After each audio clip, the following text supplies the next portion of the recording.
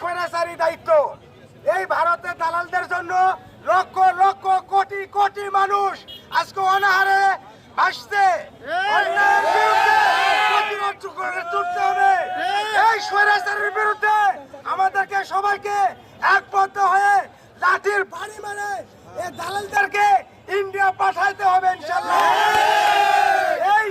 এই মাদ্রাসা মাঠের সমাবেশ থেকে এই স্বৈরাচারীদেরকে বুঝাইয়া দিব, শহীদ জিয়ার সৈনিকেরা মাঠ এক লাথি মেরে টানার আগ পর্যন্ত মাঠে থাকবে, প্রয়োজনে জীবন দিয়ে দেব। আমরা জীবন দিতে প্রস্তুত। আমি রিক্সা চালক, দিন মজুর, 65 টাকা কেজি ময়দা আমার বাপের বয়সও খাইনি।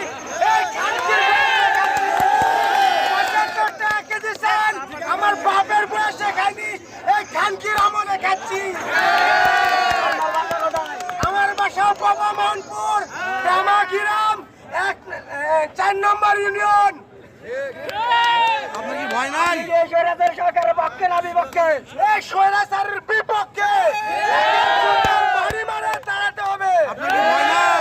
আপনারা ঐক্যবদ্ধ হয়ে মনে থাকুন, আপনারা ঐক্যবদ্ধ হয়ে থাকুন। রাজাকারদেরকে দাঁড়াতে হবেই হবে। বাপ ছিল কম বছর, বিক্রি হচ্ছে ভোট।